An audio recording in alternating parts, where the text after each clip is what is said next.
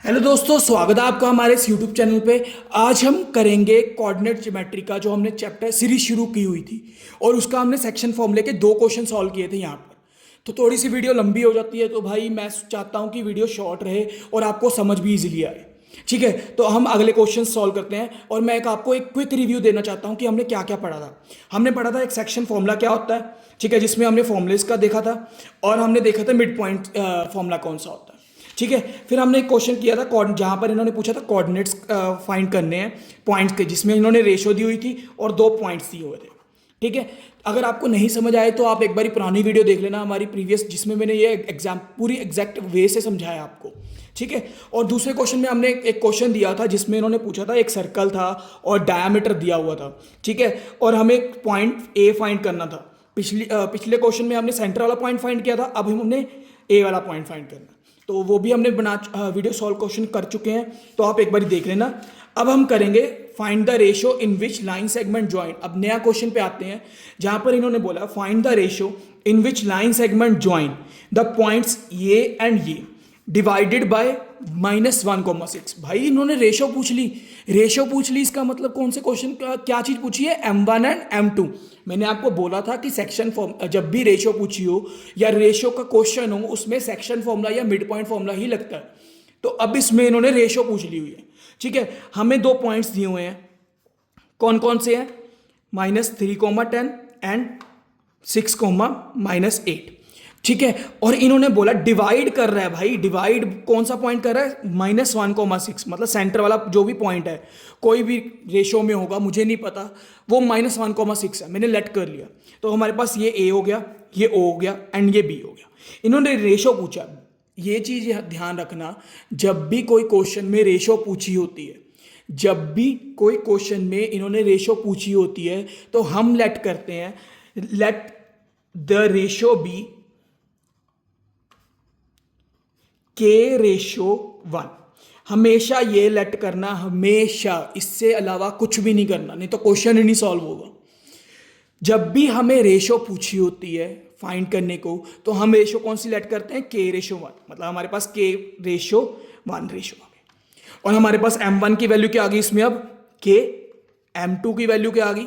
1, और आगे वाला X1, फिर Y1, X2 एंड Y2, और ये X एंड Y। अब सेंटर वाले दिए हुए ना पॉइंट्स, तो ये सेंटर वाले कौन से होते हैं? X, Y वाले। ठीक है, और हमारे पास X1 क्या आ गया? हमारे पास -3, X2 क्या आ गया? हमारे पास 6, Y1 क्या आ गया? 10, Y2 क्या आ गया? -8 एंड X क्या आ गया हमारे पास? -1, और Y क्या आ गया हमारे पास? 6। ये चीज़ लिख के आना पेपर में, आपका क्वेश्चन बहुत ही इंटरेस्टिंग और बढ़िया बन जाता है। जो एग्जामिनर होता है उसको चेक करने में भी मजा आता है क्वेश्चन को। ठीक है, इतना आपने लिख दिया। अब हमने बस सिंपल फॉर्मूला यूज करना है। हमारे पास सेक्शन फॉर्मूला रेशो निकालने के लिए सेक्शन फॉर्मूला या मिड पॉइंट फॉर्मूला। अब मिड पॉइंट हम कम यूज करते हैं जब हमारे पास रेशो दी होती है कि बराबर के होता है या कोई भी पॉइंट्स बराबर के होते हैं, पर यहाँ पर हमने रेशो फाइंड की है, फाइंड करनी है, तो हमें क्या बोलना है? क्वेश्चन कौन सा, फॉर्मूला कौन सा यूज करना है? Using section formula. Section formula क्या था? x = m2 x1 plus m1 x2 upon m1 plus m2। और वैसे ही y का फॉर्मूला क्या था? m2 y1 plus m1 y2 upon m1 plus m2। इतनी बात समझ गए? हमने पीछे फॉर्मूला मैंने पिछली वीडियो में बताया हुआ है, वीडियो नंबर 6 पे बताया हुआ है ये चीज़। ठीक है, अब देखिए हमारे पास x की जगह पे क्या है? -1। बस भाई अब वैल्यूज पुट करनी है, कुछ भी नहीं करना है इसके अलावा। तो -1, M2 की जगह पे क्या है? 1 मल्टीप्लाई बाय X1 की जगह पे क्या है? -3 प्लस M1 की जगह पे क्या है? K, M2 की जगह पे क्या है? सॉरी, X2 की जगह पे 6 upon M1 plus M2 K plus 1। समझ गए? अब इसको सॉल्व करते हैं। तो -1 = ये कितना हो गया? 3 1 ज़ा 3 और -3 plus 6K upon K plus 1। अब डिवाइड उधर जाकर क्या हो जाएगा? मल्टीप्लाई। तो हमारे पास क्या आ गया? -1 multiply by K plus 1 = -3 plus 6K। समझ गए? अब देखिए -1 इंटू K कितना हुआ? -K, -1 इंटू +1 कितना हुआ? -1 = -3 प्लस 6K। तो हम देखिए अब सेम वाले एक साइड पे लेने हैं और दूसरे जो नंबर्स रह गए वो एक साइड पे लेने हैं। तो हम लेट करते हैं कि के को ही उधर ले जाते हैं और 3 को इधर। ठीक है, तो हमारे पास क्या आ गया -1। अब माइनस उधर क्या होता है प्लस, +3 इज इक्वल टू 6 के तो प्लस में ही है और ये माइनस उधर क्या हो जाएगा प्लस में, प्लस के। ठीक है, तो हमारे पास कितना आ गया प्लस माइनस माइनस, 3 में से 1 गए 2। बड़े वाला कौन सा है 3, 1 बड़ा है 3 बड़ा है 3, और इसके आगे साइन कौन सा है प्लस का, तो प्लस का आ गया इज इक्वल टू 6 + 1 कितना हुआ 7 के। तो हमारे पास के की वैल्यू कितनी आ गई 2/7। भाई 2/7 हमारी वैल्यू आ गई। इन्होंने क्या पूछा है रेशो, हमारे पास रेशो क्या थी k/1, मतलब 2/7/1। अब जैसे डिवाइड में है तो रेशो बनाने के लिए उसको उधर साइड मल्टीप्लाई कर देते हैं, तो क्या हो गया 2/7। तो यही हमारा आंसर है, हमें y को सॉल्व करने की नीड ही नहीं पड़ी।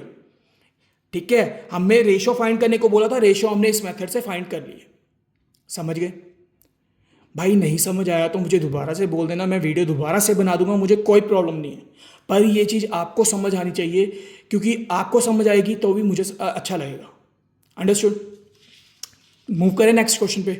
चलिए, अब क्वेश्चन क्या बोल रहा है भाई, इन्होंने बोला है कोऑर्डिनेट्स ऑफ पॉइंट किसके, ट्राई सेक्शन।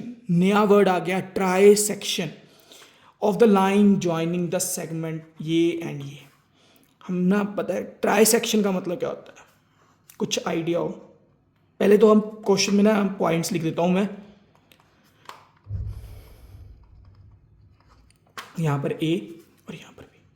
भाई ट्राई मतलब क्या होता है ये बता दीजिए। ट्राई मतलब 3 हिस्से, ठीक है, और सेक्शन मतलब हम सेक्शन फॉर्म में यूज करेंगे। बेसिकली सेक्शन का वैसे वो मतलब नहीं है, पर ट्राई सेक्शन बोला तो हम 3, ट्राई से ही पता लगेगा कि मतलब 3 है। तो हमने क्या करना है, लाइन को 3 हिस्सों में डिवाइड कर देना। ठीक है, ये हो गया O और ये हो गया R, लेट कर लेते हैं OR है। तो ये 3 हिस्सों में डिवाइड हो गई, हाँ कि ना? ये देखो ना, एक ये हो गया, दूसरा ये हो गया और तीसरी यहाँ पर होगी। मतलब बोल सकता हूँ AO पहले वाला है, दूसरे वाला OR है, तीसरे वाला RB है। समझ गए इतना? अब भाई मिड पॉइंट में जब हम यूज करते थे, मिड पॉइंट का मतलब क्या था कि 1:1 में होगा। ठीक है, अब जब भी ट्राई सेक्शन आ जाएगा ना, तो ट्राई सेक्शन का मतलब होता है कि तीनों जो है वो इक्वली डिवाइड है 1:1 की फॉर्म में। क्या बोला मैंने? ट्राई सेक्शन में, इसका ट्राई सेक्शन का मतलब होता है कि जो तीनों लाइंस हैं वो इक्वली डिवाइडेड है 1:1 की फॉर्म में। समझ गए आप इतनी बात मेरी? अब उन्होंने कोऑर्डिनेट्स पूछे हैं, मतलब कि उन्होंने ये वाला वैल्यू इसके कोऑर्डिनेट पूछे हैं और इसके कोऑर्डिनेट पूछे हैं, बाकी तो हमें दिए हुआ है यार। समझ गए? अब आपने ध्यान रखना है, जब भी आपको ट्राई सेक्शन वाला क्वेश्चन आ जाए तो उसमें आपने केसेस बनाने हैं। केसेस मतलब 2 केस बनेंगे इस क्वेश्चन में। जैसे मैं आपको समझाता हूं, अगर आपको नहीं समझाएगा मुझे बता देना। तो केस 1 लेट कर लेते हैं हम। ठीक है, केस 1 लेट कर रहा हूं। क्या कर रहा हूं कि मैं ना A और B पॉइंट तो है ही है मेरे पास, कौन सा 4, -1 एंड -2, -3। समझ गए आप इतनी बात मेरी? कि मतलब मेरे पास A और B तो है ही है। अब मैं किसकी वैल्यू निकालूं पहले? O की।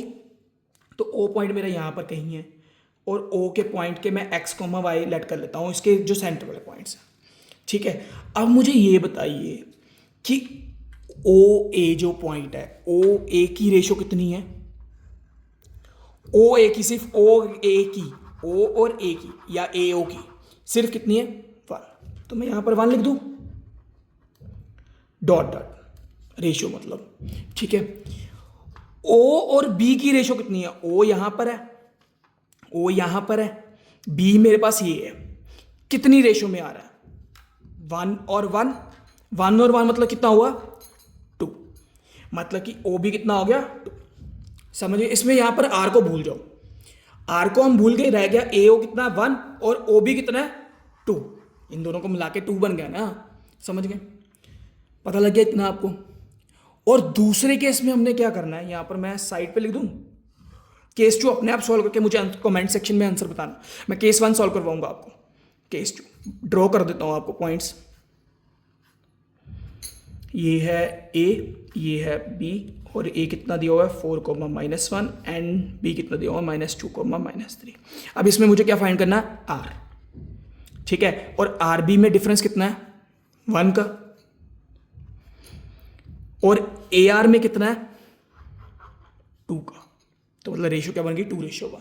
और इसमें भी आप x, y लेट कर लेना और केसेस के हिसाब से सॉल्व कर देना। अंडरस्टूड? इतना समझ आया आपको कि मैंने पॉइंट्स कैसे उठाए हैं? सिर्फ ट्राई सेक्शन वाले क्वेश्चन में हम ऐसा करते हैं और कोई क्वेश्चन नहीं है जिसमें हम ऐसी चीज़ यूज़ करते हैं। समझ गए? अब मैं इसमें पहले केस को सॉल्व करके बताता हूँ।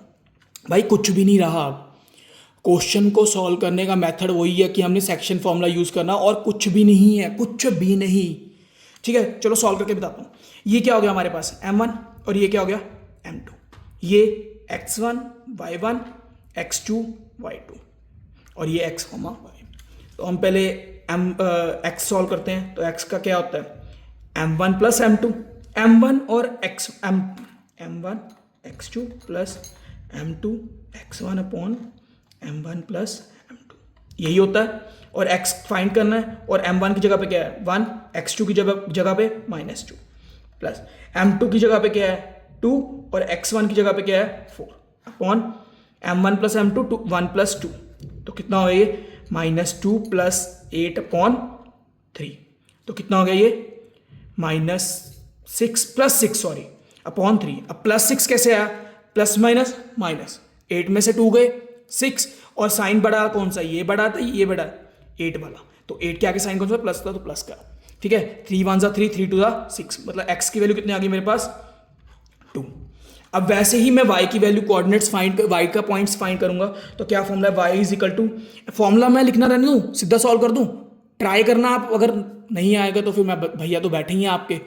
ठीक है, तो m1 क्या है 1, m2 y2 क्या है -3। ठीक है, प्लस m2 कितना है 2, और y2 कितना, y1 कितना है -1 अपॉन 1 प्लस 2, कितना हो गया -3 -2 अपॉन 3, मतलब -5 अपॉन 3। माइनस माइनस प्लस, 3 + 2 5, और बड़े वाला साइन माइनस का। अंडरस्टूड? समझ गए भाई इतना आप? अब आप मुझे इसके कोऑर्डिनेट्स फाइंड करके देना आर पॉइंट के। समझ गए? मैंने ओ के निकाले हैं, अब आप आर के फाइंड करके मुझे कमेंट सेक्शन में बताया ना।